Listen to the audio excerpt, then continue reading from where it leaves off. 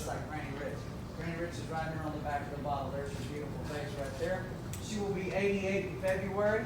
I saw her yesterday down at her shop in Ashland City, Tennessee, where she was hemming skirts for old ladies, as she called them. Like, my God, how old were they? Granny, you're 87. She goes, I don't know, they seem old to me. And she smoked a cigarette.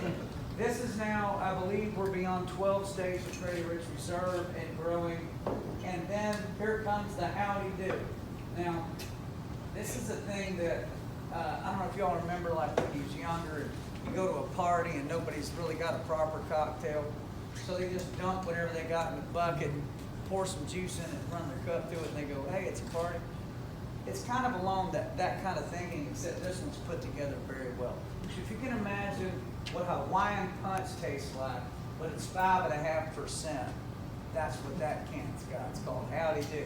We say, when the long hot summer's getting the best of you, grab yourself an ice cold. Howdy do. Right? So there's a little hee-haw in it. It's fun. It's like your rowdy uncle that shows up at the family reunion. That's what Howdy Do is. That is also moving through multiple states right now. And it's going to be a big year for that.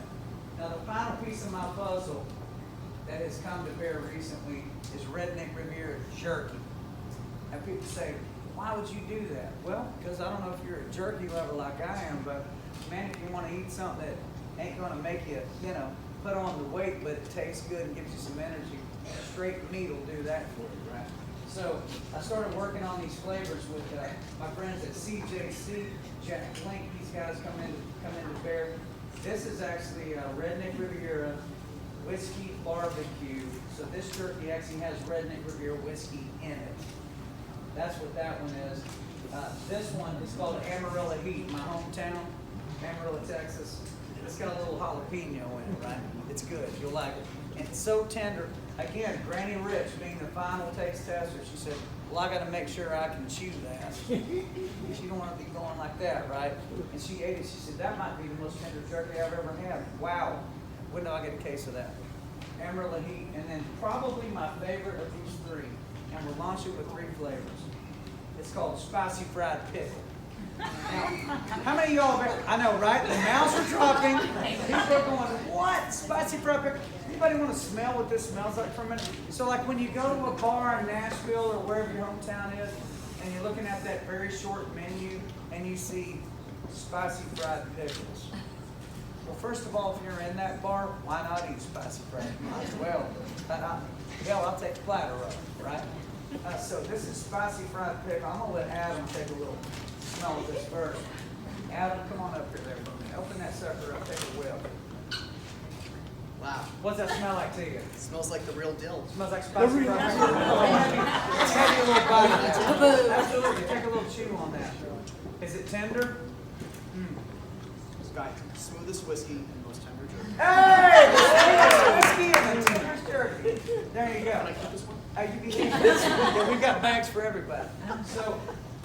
So what's happening now is the whiskey and the jerky are now coming together.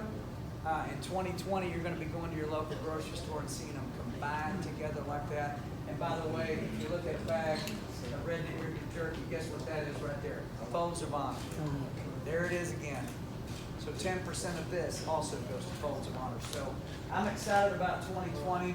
I have to give so much gratitude and appreciation just for people that have supported me. A lot of you folks have covered this story since day one and go, well, I hope he does it, I mean, that's pretty cool.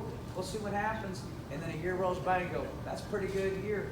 Now we got a second year under our belts. You go, that's a really good year. Here comes the next one. It's going to be incredible. And those checks to Folds of Honor are going to grow and grow and grow. So on the count of 3, can I get a hell yeah? 1, 2, 3. Hell yeah! Any questions? Come on. Well, can I ask you one here? I was here a little while ago, and I remember I was impressed by something you started to say about you rolled up your sleeves, you sat down by a phone when you were just launching the whiskey, and you started calling every manager in a chain of supermarkets. Could you remind me, what was that?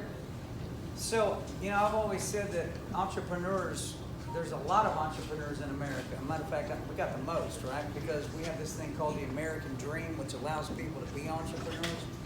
And so we got a lot of them. And what a lot of them run into is called work. And it is hardcore, and it's very disappointing most of the time. You don't get a lot of wins as an entrepreneur. If you ever do get a win, it's probably going to count if you're an entrepreneur. So because I believe in what I'm doing, and I know this is an important thing that I'm doing, and I believe people will really get it if they ever get their hands on it, I decided, well, I had this grocery store chain down in Florida called Winn-Dixie. And there's hundreds and hundreds and hundreds of them down there. And Winn-Dixie said, hey, we're going to put Redneck Riviera whiskey in all of our stores. I said, that's a big deal.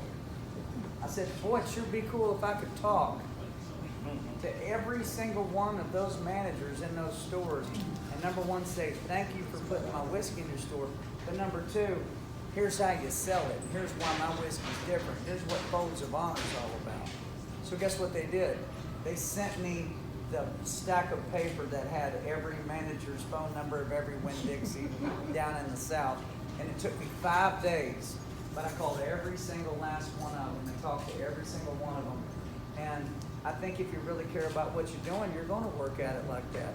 You only got so many heartbeats, let's make them count, right? So that's how I've gone at it. And I tell entrepreneurs all the time, guys, you can have a great idea, but if you ain't willing to really go after it, it probably ain't going to amount to much. And for mine, it's already amounting to a lot, and I intend it to amount to a lot more than that. You got to remember, when you're giving 10% of everything you make, that 10% is bigger and bigger and bigger and bigger, right? So that's why you pick up the phone and call everybody down in the state like that. Yeah, thank you.